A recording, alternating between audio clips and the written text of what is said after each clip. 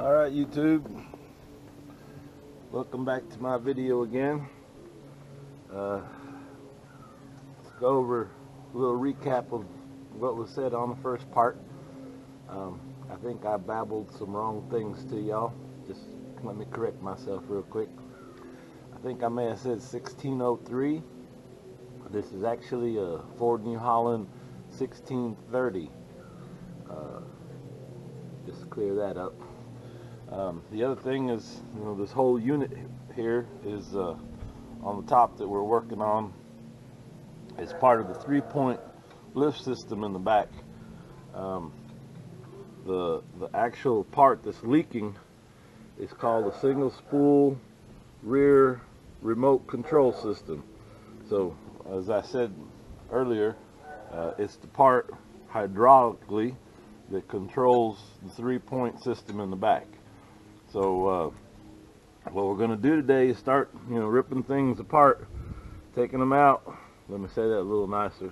Start taking apart the things that are in our way in order to get to where we need to be. As you can see right here, there's a seam where the two pieces mount together, the RTV seal, and that's leaking.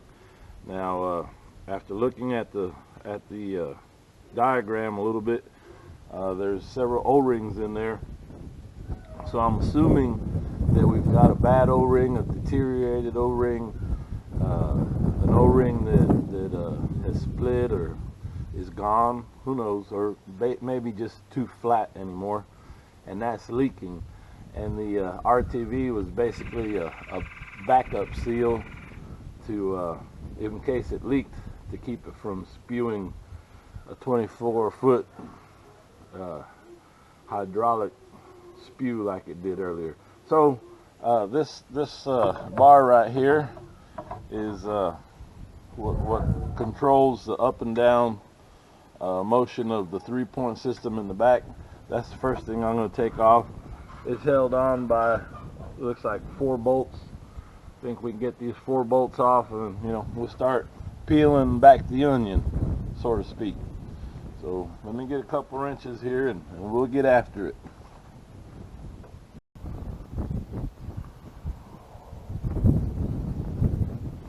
Alrighty, well, here we go. Several times that I like to put on gloves, and one of those is when I'm breaking nuts and bolts loose, so I don't slip and bust a knuckle, whatever. So there we've got 2 of our bolts loose. I like to hear that sound. That means that more than likely that's not going to break.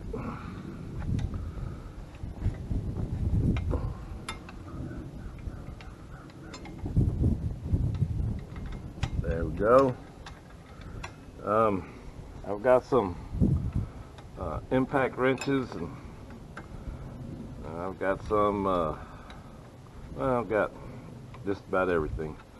I guess the point I'm trying to make right now is I kind of shy away on some of this stuff from using impact wrenches, mainly because it's just too easy to get carried away and break a bolt by mistake, and cause yourself a whole lot more trouble. This is probably the right place to use a ratchet, but as I said, I'm not in that big of a hurry, although it is critical that I get this thing fixed. So I'm hoping that by taking these 3 bolts out, this thing's just going to come right on out. See a little RTV there, the head of that bolt. Almost there.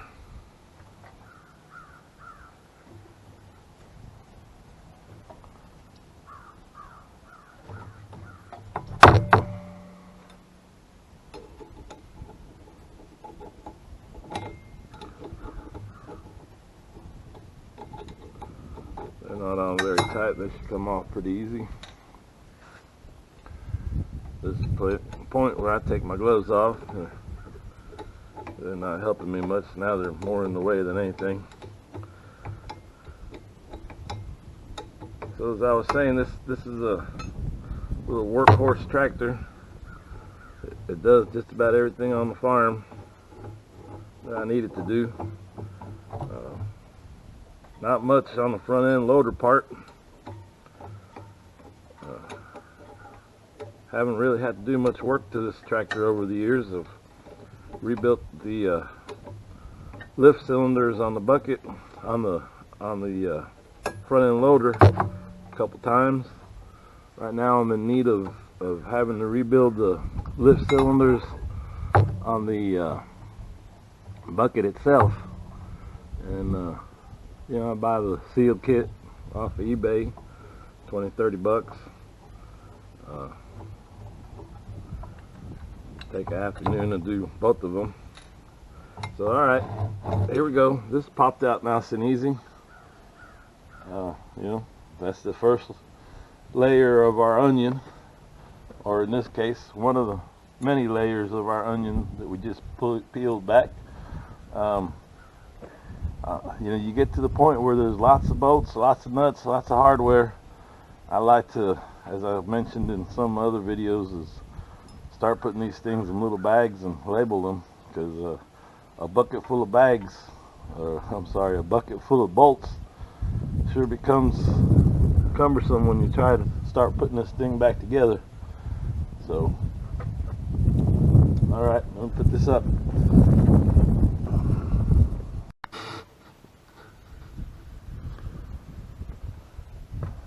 Alrighty, so now that I get a closer look as we start removing parts, looks like there's two more things that I'm going to have to remove, or actually three. This is the little arm right here that tells, I guess, the system where the 3-point arm is.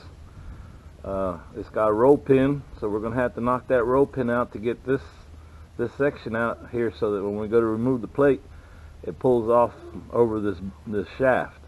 Now, I don't know that for sure, but you know, that's what it looks like to me. So the same over here with this shaft. I'm not sure if you can see that in the video or not. It's got a roll pin as well. It's going to have to come out, and it's got a lock nut for settings, and that'll allow us to pull this assembly out over the shaft. And then the third thing is up front where the hydraulic line comes in. It looks like it has a banjo fitting that it's going to have to come off. And then, you know, we take off 4 bolts right here on this plate. That comes off, and we take the bolts that holds this plate on, and then that comes out, and that's where our seal is. And hopefully that's all that we'll have to do. So the next thing I need to do is knock these roll pins out and get these two systems, these two levers off of here. So this one here is the one that hooks up to the control arm that we just pulled off, that manually lets you adjust the height position. And this back one here, I just explained what it's for. And you know, we're getting there. So the purpose, you know, of what I'm doing, other than to fix it, of course, is to get myself further and further each day, closer, further, I guess is what I'm saying, or what I mean by that is closer and closer each day to being able to get the tractor fixed. Due to my work schedule, working nights, I just can't. I don't have the time to do all this in one day. And you know, for me to keep peace of mind, I need to be able to move my projects forward, even if it's just 30 minutes a day. Right now, the truth is, I'm just itching to get back on this pontoon boat restoration. I'm so close to getting that motor started, and you know, that's all I can think about. That and hooking up my depth finder and getting that thing back out on the water. But in reality, I have to take care of my cows, and I have to feed them, and this is the tractor that I have to use. So, you know, every day forward motion and forward movement, forward progress, and that's how we get to where we're going. So, like I said, the next thing we're going to do is pop these roll pins out and pull these out, and we'll get that here on this next section of this video.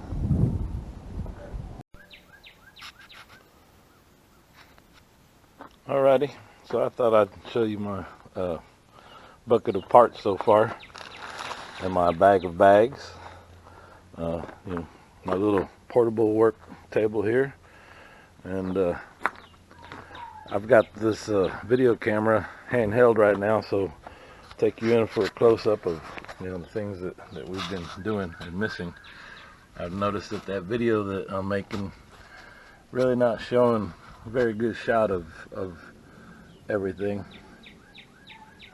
so just kind of take you around here, show you a little bit further close up, and see what it all looks like. Here's one of the roll pins that I was talking about. This section has to come out.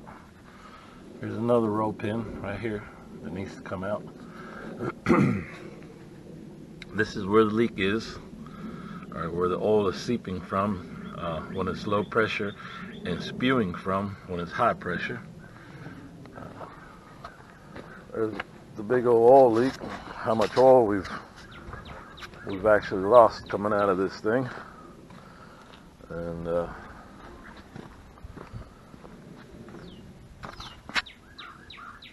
here's what appears to be a repair weld. So, as I was mentioning earlier, you know, I believe this thing has already once before been worked on. As you can see, this this bead of sealant here, yeah, that doesn't look factory to me. So, you know, just kind of guessing that somebody's been through the motions here once before. Definitely a weld, not factory. 4 bolts I was talking about to come out. So this lever comes out, this section, the 2 roll pins, they come out, those 4 bolts, that comes out, and then the rest of these bolts. Here's my banjo fitting, that's the hydraulic oil coming in. I guess it goes through here, dumps down into the rear end, and comes through the filtration system and back over to the pump. The pump is up front. While I've got you on mobile here, mobile meaning I can move you around, I'll show you the mess I got up front. This is the hydraulic pump, and right above it is the injection pump. Well, my injection pump has a leak. That's one of the next projects that we're going to take care of. That and changing out the the glow plugs, and changing out the seals on our bucket rams or bucket cylinders. Right, so that's another project here that we'll be doing on the tractor. And once I have those 3 things, though, also I have another little leak right here on the remote for the bucket itself. I believe oil is leaking right in here, so there's got to be a little seal kit or O-ring that I can purchase and get that going. So one last thing real quick I want to show y'all on this tractor is all the parts that I've pulled out and got laying around. And, you know, here's one of the fender wells, there's the seat, there's the cover, there's the arm we just pulled off. Here's all the side covers, and the 1630 Ford New Holland. And, you know, that's how these projects go. You start tearing things apart, and you know, you put them up, and if you're lucky, I guess you have a place to stash all this. You know, I don't guess you'd have one of these tractors in the city and have to stick it all in your garage, but in the country, you know, little barn space, and that's how it goes. So one more quick look at this whole section. I know that the videos that I've made of this so far doesn't really show very well. Not sure what this is going to look like. I've been kind of making little pieces at a time in hopes that, you know, if one isn't good, I can correct it on the next one without ruining the whole video or, you know, not showing a whole lot in the whole video. Again, here's that seam. Here's where it's leaking. Here's the banjo fitting.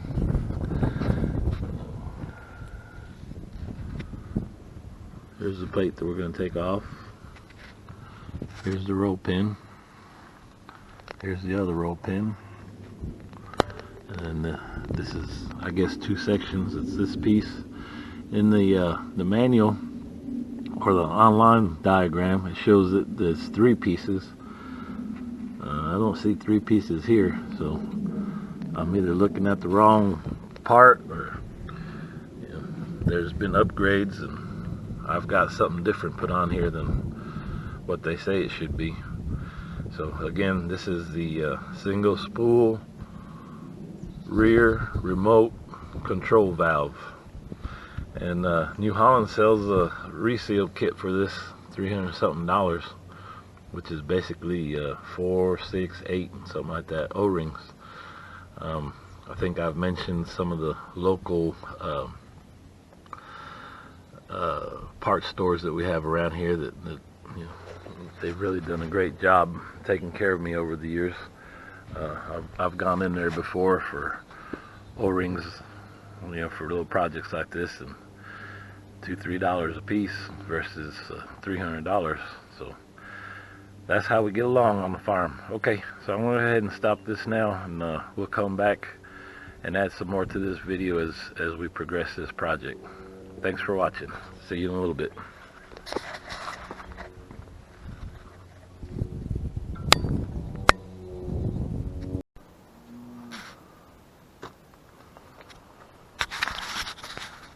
All right, my friends, another cold front's come through, and it's gotten cold and awfully windy out here, so I'm just going to make little snippets of what we're doing here.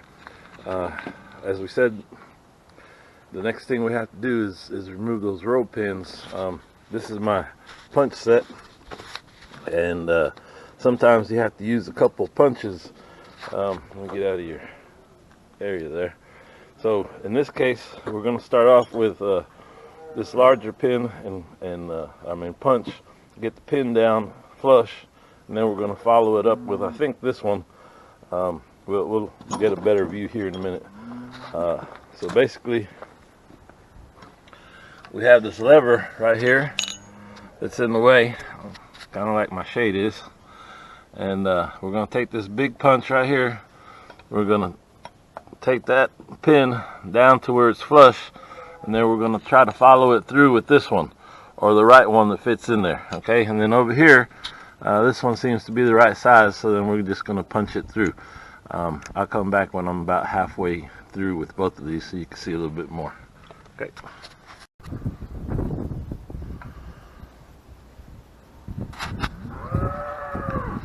Alrighty, so I've got these pins just about out. You can see right there, and you can see on this one right here. So we'll kind of follow through with this one, just kind of tap tap tap till it comes out.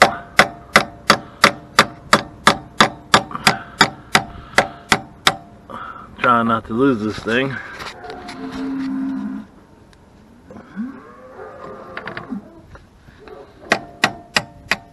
Maybe I'll let it fall. There you go. Then I'll try to find it for the purpose of this video. And then this arm should come right out. And if not, wiggle, wiggle, tap, tap, and that one should be there. And then we'll do the same over here. And I think you get the gist of it. Just tap through the hole. and get it out. So, alright, we'll be back when we have both of those pins out. Move on to the next part of this. Alrighty, so we got this pin out. I poured a little WD-40 in there and kind of wiggled and tap, and there it is. We got the first arm off. On the second one,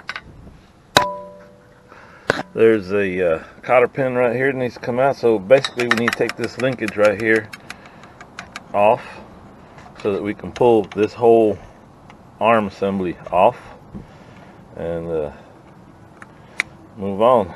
So, remove the cotter pin. That's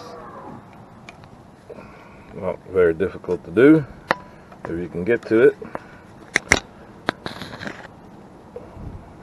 One-handed, one hand on the camera. There we go. So, cotter pin's out. Pull this out, and there we go. All right, folks. It'd be real nice if this just pulled right out, but now we're just gonna have to tap, wiggle till we get it out. That's my alarm telling me that my water trough is about to overflow. Cows are happy. They're gonna get some nice cool water, not cold water. So, all right, we'll be back here in a little bit, and we'll continue going with what we got going on. Peeling back that onion, filling up our water trough, taking care of the cows. Life on the farm.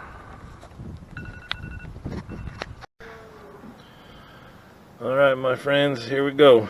A little tap and some wiggle. A lot of WD-40. Got my screwdriver in underneath, on the top. Hit on the screwdriver sideways and finally broke it loose. So here we go. Get this on out of there. And when we go to put it back in, we clean it up real good. We hit it with the file. Put a little more grease in there, a little oil, maybe, whatever it takes. We're going to have to try to line these two holes back up and run that pin through there. I see a little play in here. Maybe a bushing's worn out, who knows. But we're getting to that. So, again, we can see that weld. I don't believe that's factory, but, we're going to find out here sooner or later. Now we're getting to the exciting point. We're getting close to the core of this onion here. We got this banjo fitting up front. Let's see if we can get a better shot of that. There you go. That's the hydraulic line coming in. We got a little bit of this mess right here, which doesn't look like there's a whole lot to it. Remove this nut and this adjustment, and then we start taking this plate off. Take the rest of the bolts off. Hopefully. Alright, so we started loosening this banjo fitting. In order to do that, I had to put the brake bar on there. It's pretty tight. And now it's just about out. Got some leakage there. Hopefully that's from residual fluid in the line. And not that my level is all the way up there. I believe I've leaked out so much oil at this point that there's not going to be any, the level won't be this high. So I believe there's a crush washer back here. And if not, it'll be an O-ring. So let's take a look there.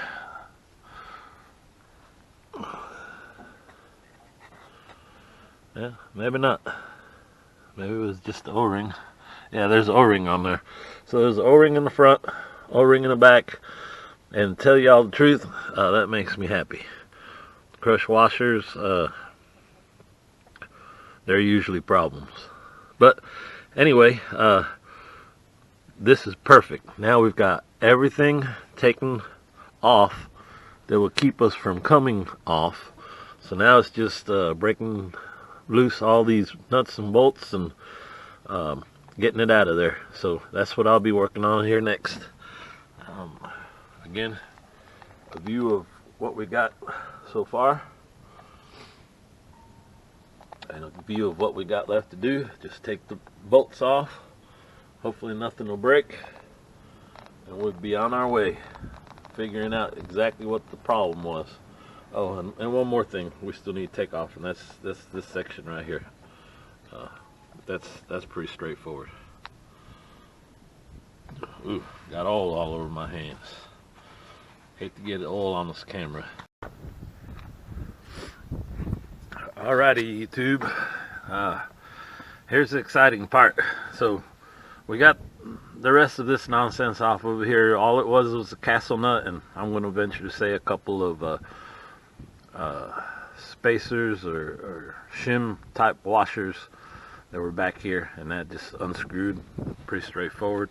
I went ahead and broke these 4 bolts loose. Now we're going to take them off. Again, this part right here is called our single spool rear remote control valve. So in this tractor, I have no rear remotes, meaning that if I had implements that had a ram or a cylinder or whatever, I got no place to hook them up. You know, there would be hydraulic hookups right here, the remotes.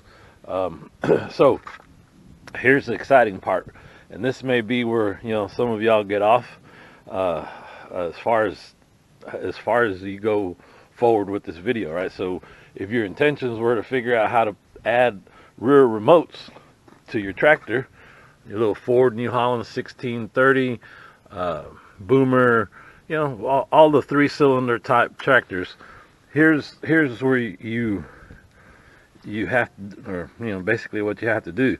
You have to take off the single, get you a dual, and replace this, and you know, run your remote lines to the back.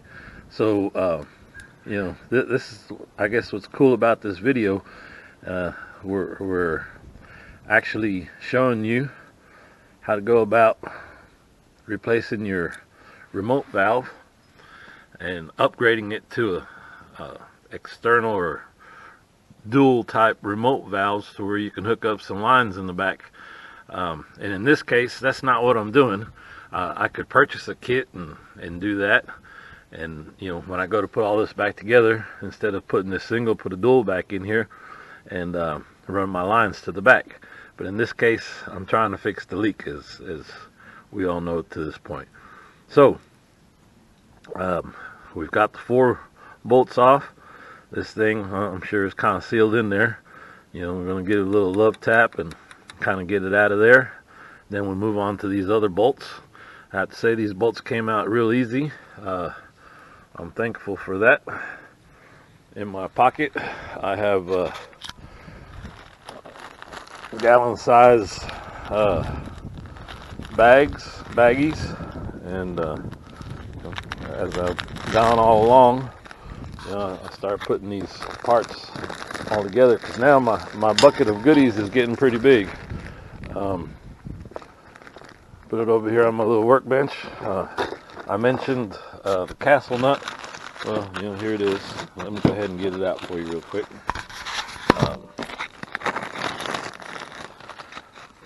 So there was a cotter pin that we removed, and after removing that cotter pin, we have to remove this castle nut, and behind that castle nut were these 2 shims or washers, or I'm going to call them shims. So, like I said, you know, I put everything in baggies to keep one world apart from the other, make it easier when I go to put it all back together. So we're gonna see if manually this thing will come off, which, you know, I'm pretty sure it won't. Then we're gonna try to just give it a little, you know, love tap right here and see if that'll do it. There it goes, just like that. If I'd have had 2 hands, I'd have been holding it. so I wouldn't have lost any O-rings, which my O-rings are still in there, as you can see. Oh, this is exciting, y'all. Very exciting. So you know, this is the first part to come off. Now we start working on this main block right here, and hopefully, you know, there's no surprises. And then all I have to do is, on my way to work tonight, pick up some Permatex and clean all that up, reseal it, and you know, go from there. Start putting it all back together. I'm looking forward to talking about putting it back together instead of still tearing apart. And you know, as cold as it is today, I can barely feel my hands. But you know, we got to keep moving forward with this project. So put this inside this plastic bag, just, you know, to keep everything together. And one more little trick I want to show you. I use aluminum foil on all these tight fittings, especially hydraulic. You want to keep them clean, right? So I just kind of wrap them up. I ran a little tie wrap through there because there's 2 O-rings to make sure I don't lose those O-rings. Then I wrapped it up with aluminum foil. That's going to keep dirt out of there. Remember, we talked about the hydraulic part of this having to be as clean as a semiconductor fab, right? And we mentioned that plasma enhanced chemical vapor deposition reactors. Boy, those things are fun to work on. So from here, I'm going to start taking these bolts apart and or loose, and then we'll come back, and hopefully the next part of this video that you'll see is just like we took off that first section. You'll see this next section coming off. All right, see you in a little bit. Let me give you a close-up view in here so you can see what's going on.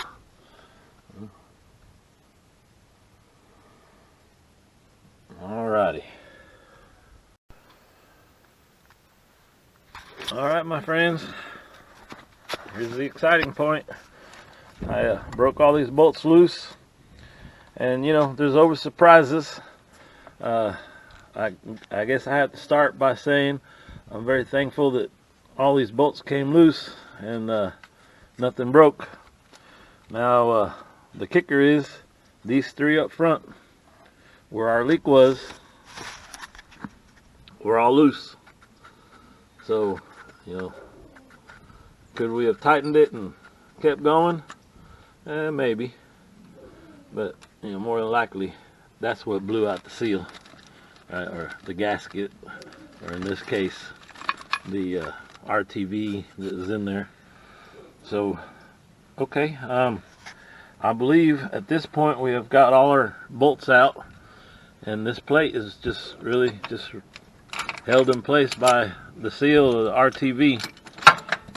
Instead of, you know, beating on it and tearing it apart like some might do, I like to take a rubber mallet and you know, tap on it gently and try to get it out that way. So, you know, we'll see what happens.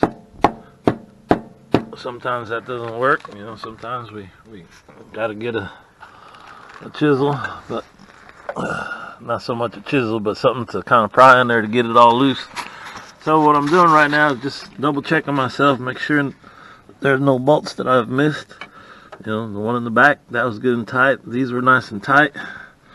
This was good. This one was good. You know, all these cracked as I loosened them. These 3 up front, man, they just turned. I could have almost turned them by hand. That's a little exaggeration, but I mean, they were that kind of loose.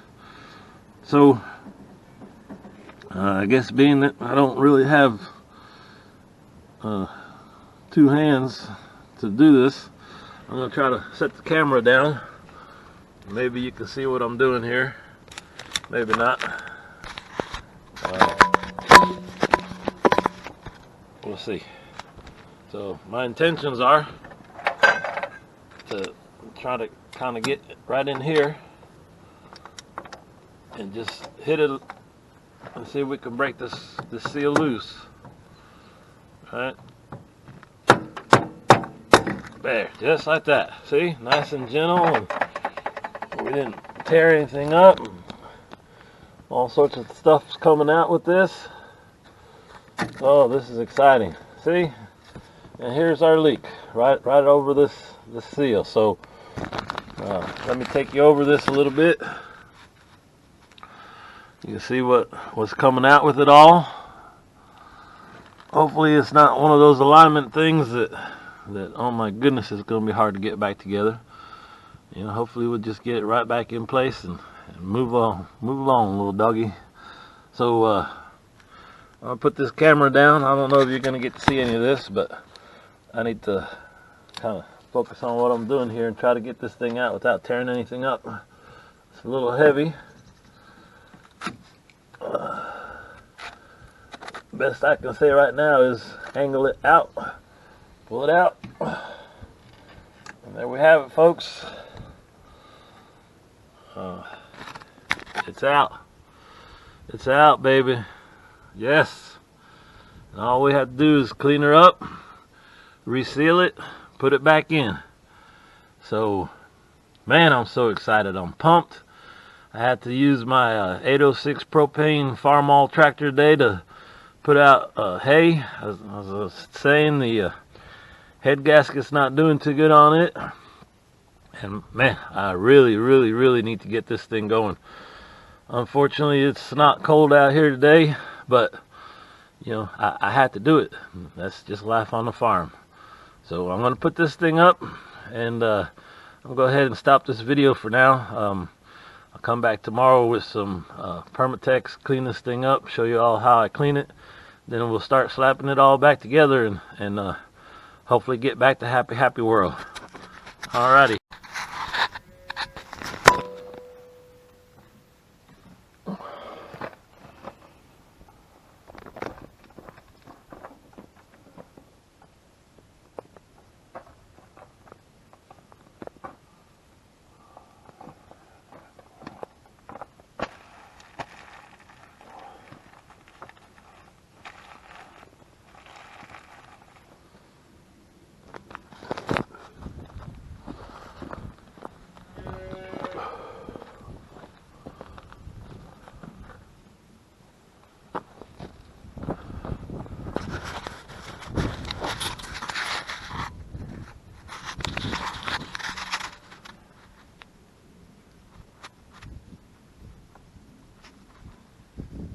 That's what it looks like on the inside.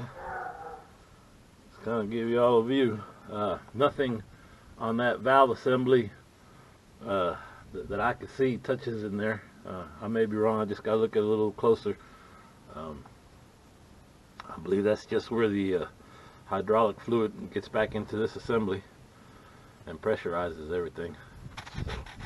And I'll double check on myself on that comment there. That's a bit of a buttocks comment, just from what I can tell.